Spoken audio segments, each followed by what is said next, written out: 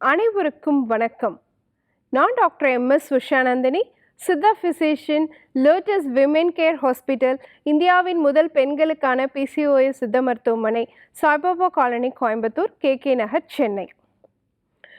இனியும் இந்த நிகழ்ச்சியில் தொடர்ந்து நம்ம பெண்கள் சார்ந்த பல ஆரோக்கிய குறிப்புகளை பார்த்துட்டே பாருங்க. அந்த வகையில் இன்னைக்கு நம்ம சொல்லக்கூடியது நிறைய பிசிஓஎஸ் பேஷண்ட்ஸ் வந்து டாக்டர் எங்களுக்கு வீட்டில் இருந்தபடி ஏதாவது ஒரு ஹோம் ரெமெடி சொல்லித்தர முடியுமா அப்படின்னு கேட்டிருந்தாங்க. ஸோ இதுக்கு வந்து ஹார்மோன் மாத்திரைகள் எடுத்துக்கக்கூடாது, டாக்டர்கிட்டேன்னு போனால் ஹார்மோன் டேப்லெட்ஸ் தான் கொடுக்குறாங்க. அப்போ அது இல்லாமல் எங்கள் உடம்பை சீர்படுத்திக்கிறதுக்கு லைஃப் டைம் நாங்கள் ஒரு விஷயத்தை பண்ணிட்டோம் அப்படின்னு சொன்னால் இந்த ஹார்மோன் பிரச்சனையிலேருந்து விடுபட முடியும், பிசிஓஎஸை கட்டுப்படுத்திக்க முடியும் அப்படிங்கிற மாதிரியான விஷயம் ஏதாவது இருக்குதா அப்படின்னு வந்து நிறைய பெண்கள் என்கிட்ட கேட்டிருந்தாங்க. ஸோ அவங்களுக்கு ஒரு தீர்வாக இருக்கணும் அப்படின்னு சொல்லிட்டு நான் சர்ச் பண்ணும்பொழுது கடந்த மாதம் பிப்ரவரி 2025 வந்து ஜேர்னல் ஆஃப் எத்னோ ஃபார்மகாலஜி அப்படிங்கிற ஒரு பதிவில் வந்து இந்த ஆராய்ச்சி கட்டுரையை வெளியிட்டிருந்தாங்க. அதில் என்ன சொல்லியிருந்தாங்கன்னா, டெர்மினேலியா செபுலா அப்படின்னு சொல்லக்கூடிய கடுக்காய் வந்து பிசிஓஎஸ் பிரச்சனைக்கு ஒரு நல்ல ஒரு தீர்வாக இருக்கும் அப்படிங்கிறது தான். ஸோ அப்போது நம்ம முன்னோர்கள் அந்த காலம் தொட்டே வந்து கடுக்காய் வந்து தாயை போல் வந்து நம்மளை வளர்க்கும் அப்படின்னு சொல்லியிருக்காங்க. அந்த அளவுக்கு சிறப்பு வாய்ந்த ஒரு மூலிகை தான். ஆனால் இன்னைக்கு கடந்த மாதம் நிறைந்த ஆராய்ச்சியிலையுமே அதை தான் சொல்லியிருக்காங்க. என்ன மாதிரி சொல்லியிருக்காங்கன்னு பார்த்தீங்கன்னா, ஸோ கடுக்காய் வந்து 3 நிலைகளிலுமே பெண்களுக்கு உதவக்கூடியதாக இருக்கும். ஒன்று ஹார்மோன் பிரச்சனையை சரி பண்ணக்கூடியதாகவும் இருக்கும். அடுத்து பார்த்தோன்னா வளர்ச்சிதை மாற்றத்தை சீர்படுத்தி கொடுக்கக்கூடியதாக இருக்கும். மெட்டபாலிசத்தை ரெகுலரைஸ் பண்ணி கொடுக்கக்கூடியதாகவும் இருக்கும்.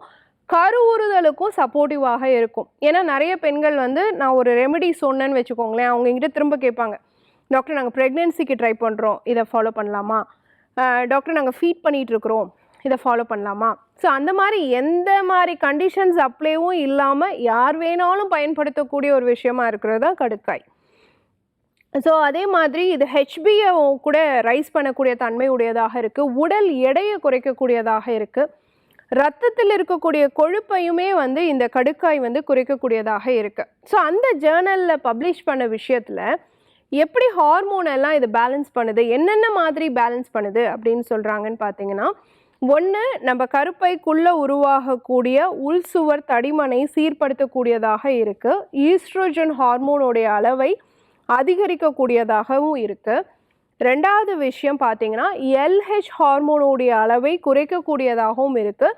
டெஸ்டோஸ்டிரோன் அப்படின்னு சொல்லக்கூடிய ஹார்மோனுடைய அளவை குறைக்கக்கூடியதாகவும் இருக்குது. கருமுட்டையினுடைய வளர்ச்சிக்கும் ரொம்ப சப்போர்ட்டிவாக இருக்குது.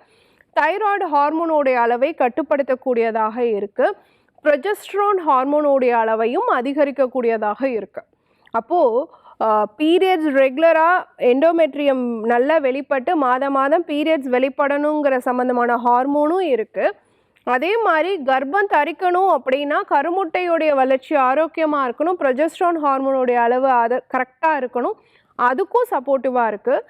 ஆண்களை போலவே பெண்களுக்கு ஏற்படக்கூடிய முடி வளர்ச்சிக்கு காரணமான டெஸ்டோஸ்டிரோன் ஹார்மோனுடைய அளவையும் குறைக்கக்கூடியதாக இந்த கடுக்காய் இருக்குங்கிறதா அந்த ஜேர்னலோடைய பப்ளிகேஷனாக இருக்குது. இதுவே நம்மளுடைய சித்த மருத்துவ நூல்களில் கடுக்காயை பற்றி என்ன சொல்கிறாங்கன்னா, நம்ம உணவில் வந்து எப்பயுமே அறுசுவை உள்ள உணவுகளை சேர்த்துக்கணும் அப்படின்னு சொல்கிறோம். அதில் அறுசுவையில் கடுக்காயில் வந்து உப்பை தவிர மீதி 5 சுவைகளும் உள்ளடக்கியதாக இருக்குது. அப்போ கடுக்காய் வந்து ஒரு தாய் வந்து ஒரு குழந்தையை எப்படி அறுசுவை உணவை ஊட்டி வளர்ப்பாலோ அதே மாதிரி கடுக்காயும் நம்ம உடலை பேணி வளர்க்கக்கூடிய ஒரு மூலிகையாக இருக்குது. தாயை போல் வளர்க்கும் அப்படிங்கிறது நம்ம மருத்துவ நூல்களில் சொல்லப்பட்ட விஷயமாக இருக்குது.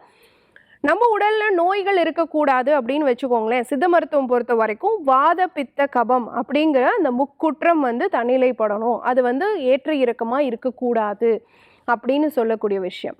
அப்போது அந்த வாத பித்த கபத்தை சமநிலைப்படுத்தி சீர்படுத்தக்கூடிய தன்மை கடுக்காய்க்கு இருக்குது. அதனால தான் அதிதூல ரோகம் அப்படின்னு சொல்லக்கூடிய ஒபிசிட்டிக்கு கடுக்காய் ஒரு மருந்தாக நம்ம நூல்களில் சொல்லப்பட்டிருக்கு.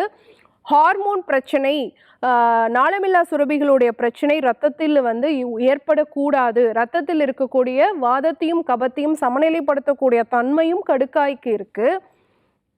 அதே மாதிரி குடல் ஆரோக்கியத்தை மேம்படுத்தக்கூடிய தன்மையும் கடுக்காய்க்கு இருக்கு. கழுத்து கழலை அப்படின்னு சொல்லக்கூடிய தைராய்டு சார்ந்த ஹார்மோன் பிரச்சனை ரத்தத்தில் குறையிறதுக்கும் அது சப்போர்ட்டிவாக இருக்கு.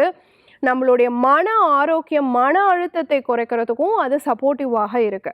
ஸோ இது எல்லாமே நம்ம நூல்களில் சொல்லப்பட்டிருக்கக்கூடிய விஷயங்களாக இருக்குது. அப்படிப்பட்ட கடுக்காயை இந்த பிசிஓடி பிசிஓஎஸ் பிரச்சனை இருக்கக்கூடியவங்க என்ன மாதிரி எடுத்துக்கலாம்?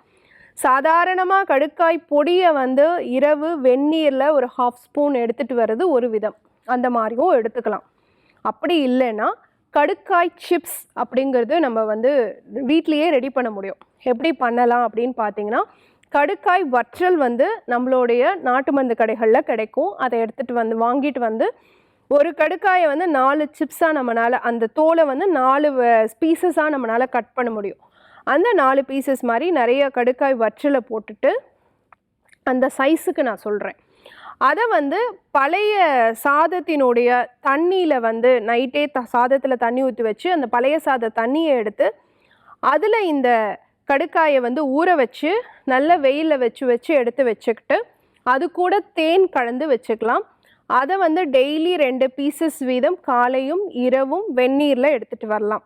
இல்லை டாக்டர், இந்த மாதிரி பழைய சாத கஞ்சியெல்லாம் பண்ணி செய்கிறதுக்கு எங்களுக்கு நேரம் இல்லைங்கிறவங்க அதே கடுக்காயோடைய தோலில் வந்து பார்த்திங்கன்னா எலுமிச்சை சாறு பிழிஞ்சு அதை வந்து வெயிலில் வச்சு ஊறுகாய் மாதிரி எடுத்து வச்சுக்கிட்டு அதுலேயும் நம்ம தேன் கலந்து எடுத்துக்கலாம். அதுவும் morning 2 pieces, evening 2 pieces, before food hot வாட்டரில் எடுத்துக்கலாம்.